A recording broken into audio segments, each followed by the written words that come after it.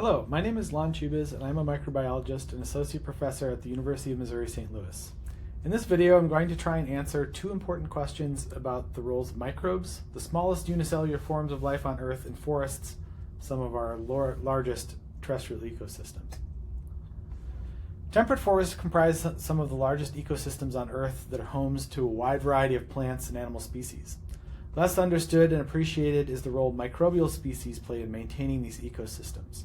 However, I will try and elaborate some of the broader connections we know exist between plants, animals, and microbes, and motivate why it's important that we increase our knowledge of these ecological relationships. Broadly, forests are driven by exchange of elements between the atmosphere and terrestrial biomass. In more specific biological and chemical terms, this is the cycling of carbon dioxide and nitrogen gas in the biological macromolecules that make up forest-dwelling plants, animals, and microbes, the proteins, carbohydrates, lipids, and nucleic acids that make up all cellular life. All of these macromolecules require carbon and nitrogen that are initially derived from atmospheric sources. The challenge is that CO2 and nitrogen gas in the atmosphere are inert gases that are not easily transformed into the building blocks of life. Very specialized processes are required to make that happen. Two biochemical processes are essential for the transformation of CO2 and nitrogen gas into biomass. The first is nitrogen fixation. This process is mediated by some bacterial species found in soil, often in syntrophic plant-associated microbial communities. Though through great energetic expense, they convert stable nitrogen gas into ammonia that can be used by a variety of microbes and plants in production of their biomass. The second process is carbon fixation. Here again, at great energetic expense, plants and some microbes are able to use light to fuel the conversion of CO2 into carbohydrates. Together, these processes constitute much of the primary production, or the source of carbon and nitrogen containing macromolecules in forest ecosystems. Now, let's add animals into the picture. Low abundance, large fauna such as deer and bears rely on forest plants as major components of their diet. More important for forest ecosystem function, a wide variety of highly abundant insects or arthropods such as ants and termites use dead plant material as sources of food and shelter. Their activities promote the turnover of forest biomass. Use of plant material in the animal diet often requires metabolic capacities only found in microbes in their gastrointestinal systems. The microbes are aiding in breakdown of complex plant material, making it accessible in the animal diet.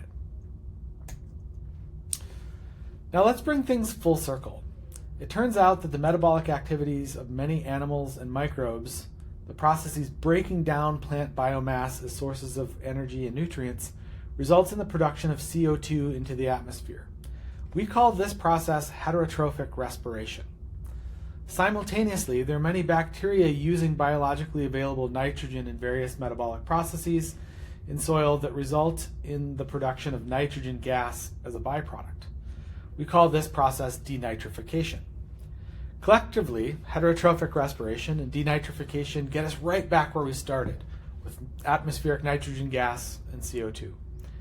What is important to note is that not all of these processes happen at the same rate, and that these observed rates are shaped by the abundance of trees, microbes, and animals that we find in the forest. One can then envision that the abundance of these forest dwellers is dictated by the equilibrium state of these various interactions.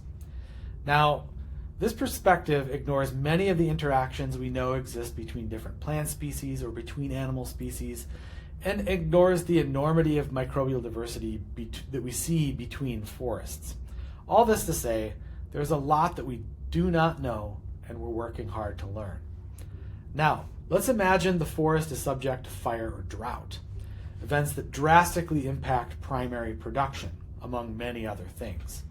The knock-on effects are decreased habitat stability for animals and decreased plant viability, among the many outcomes we see in forests under these stresses today. So let's wrap up and answer our questions. What does a microbiome contribute to the forest as a whole?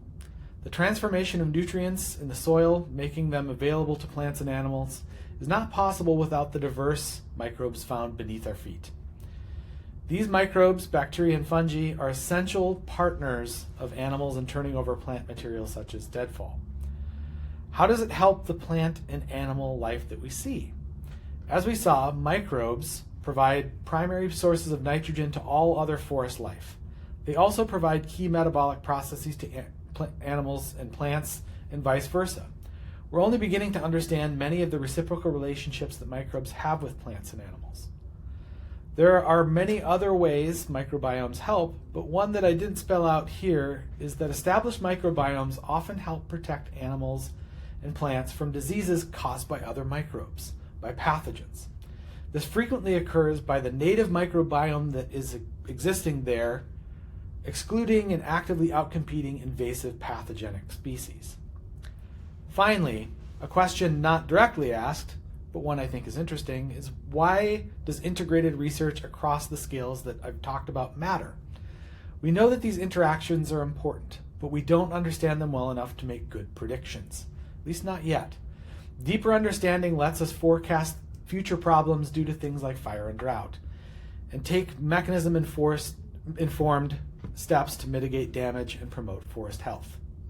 Thank you for listening.